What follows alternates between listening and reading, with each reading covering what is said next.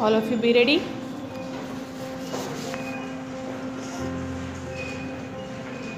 Start.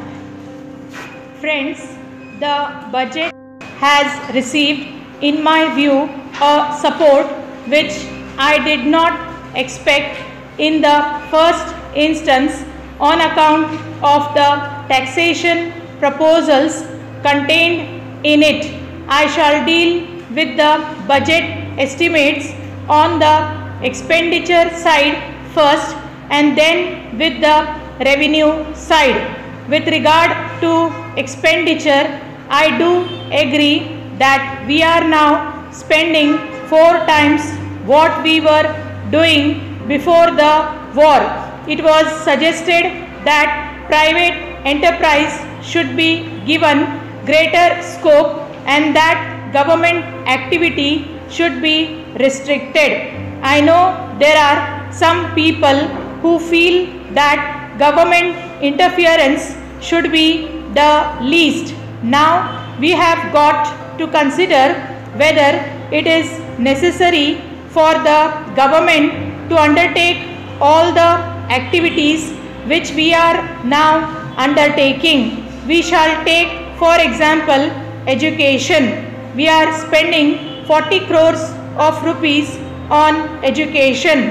I hope it will not be argued that this expenditure should be restricted and that expansion of educational facilities should be left entirely to private enterprise.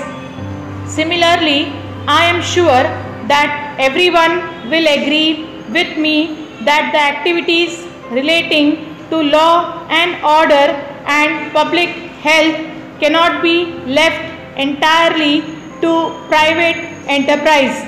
I agree that when we spend large sums of money, it is necessary to see that the money is not used in a way which is likely to waste. I entirely agree that we must have proper check and supervision at all levels. But it is one thing to say that we should have check at all levels and another to have a really effective check. In spite of the best efforts, we have found that there is a certain amount of waste in expenditure, but that is inevitable. This is so in the case of private enterprise also. When we draw up a plan and execute it, we have also to control the prices of goods. When we talk about the control of prices, it is not as if every article in the country should be controlled. The control is only with reference to essential articles. As far as I am concerned, I do not mind what a man pays for his car or how much it costs him to maintain it. I am concerned with the essential articles which are necessary for the common man. We must draw up a scheme by which the prices of such articles will be kept at a reasonable level. We have had several plans and these plans are expected to benefit different parts of the country.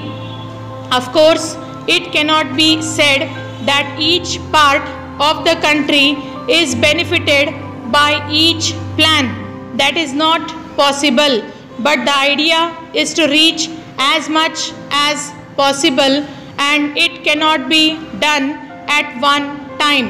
In successive plans, we are trying to go as far as possible. The plans are expected to raise the standard of living. Dear Sir, please refer to our letter dated 10th January for the supply of computer and other accessories along with a good printer to our institute. In this connection, we wish to inform you that the required machineries have been supplied by your firm after a delay of nearly 4 months. Here we would like to mention that at the time of the installation of the computer, your engineers have simply assembled the different parts of the computer and said this is in working condition. They have not taken any interest to show us what are the parts available inside the computer, what are the uses of the different parts of the computer and how to clean those parts, etc. Since the computer machine was a new one for us, we are not in a position to know all those things, but only after some days of the use of the computer we were able to know about the different parts and its various uses. After the installation, the computer was being used regularly and it was working quite satisfactorily. But all of a sudden, one day it started giving trouble. Since we have learned only to operate the machine and not knowing the repair of the machine, we are put to lot of inconvenience. Due to this, we are not in a position to give the training in practical to the students of our institute.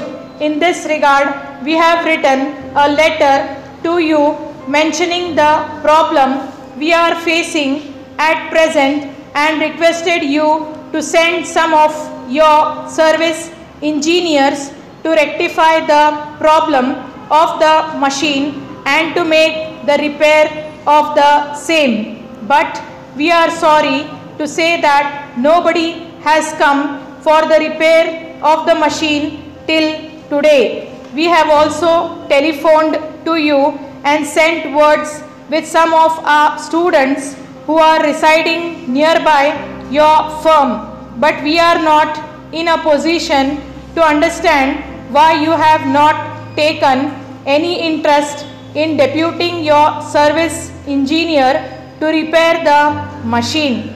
Hence, we request you once again to kindly send your service engineer for the same. Yours faithfully. Dear Sir, we have received your letter of the 8th instant. Our contract with you was entered into on the clear understanding that you will observe its terms and conditions. We should like to point out that our expectations have not been fulfilled. Under the terms of the settlement, the work has to be finished by the middle of May and there is no reasonable certainty of this being achieved. You had better consider what would be the result of your action if the work you have undertaken is not finished on the date in question. You will remember that we went into the matter at great length in our previous communication and we should not have had to reopen the subject so soon, but for the way in which our institutions have been disregarded. We hope you will excuse us for saying so, but it looks as though you will never put your heart and soul into the work or carry out the terms of the contract. We cannot resist the conclusion that you could have done more with greater vigilance. If you could finish the work rapidly now, we would not take any technical objection on the ground of delay. It may seem to you that we are unduly harsh, but on careful consideration, you will find that you are wrong in thinking so. At this distance of time, it is impossible for us to say in how many other cases we have been put to loss involving a large sum of money, but you know perfectly well that we have shown great patience in a large number of cases, especially in one instance which occurred the year before last when a similar case was under consideration. Please reply at your earliest convenience, or if you can come up here at some time or other next week, we shall afford you the fullest opportunity for such personal explanation as you may desire to give in regard to your difficulties. We look forward to have your utmost cooperation in the matter. Kindly send us your reply as early as possible within a week. Thanking you, yours faithfully, Kiran, Manager.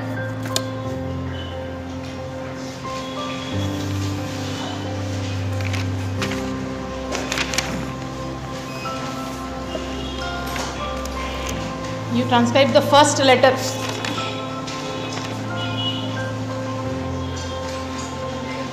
Yesterday you have done the letter. Same you are dictated. The second one.